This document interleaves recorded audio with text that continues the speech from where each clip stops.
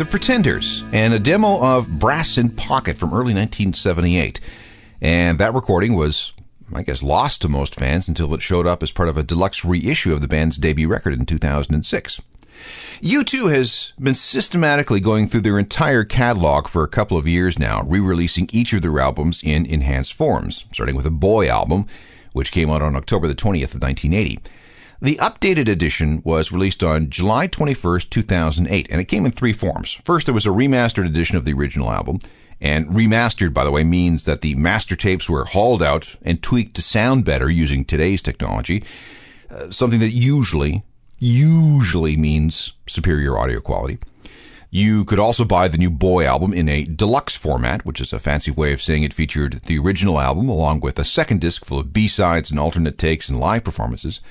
And the third edition was an all-vinyl thing with restored packaging. And not just any vinyl either.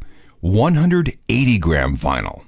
Now, we see that a lot these days, and you're probably wondering, what is 180-gram vinyl? Okay, let's take just a quick detour here. Normal vinyl albums are 120 or 140 gram, and they're a mix of virgin plastic, usually about 70%, and recycled material, the other 30%. These are the kinds of albums that were manufactured and sold through the 70s, up until the industry tried to kill vinyl at the end of the 1990s.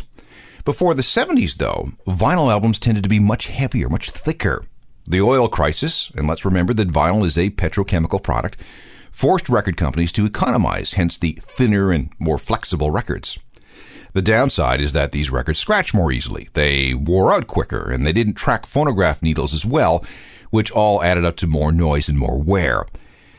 Then along came the CD in 1983, promising none of the above, which is why we were suckered into buying these things so quickly.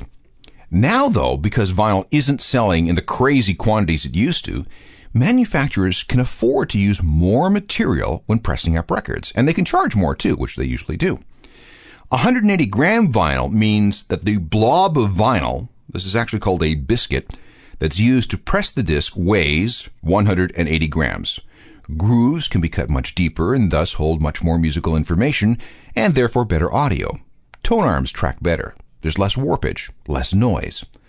180-gram vinyl is pretty much the standard now, although there are some labels aimed at audiophiles that use 200 or even 220-gram vinyl. Anything more than that is probably overkill. You might as well play a hockey puck. But anyway, back to U2. Like I said, they've been working their way through their entire catalog, and I have in my hand here a reissue of 1985's The Unforgettable Fire, which came out in a 25th anniversary edition in 2009. The bonus disc featured all sorts of stuff that most U2 fans have never seen anywhere before, including this live recording made in Birmingham, England on November 12th, 1984.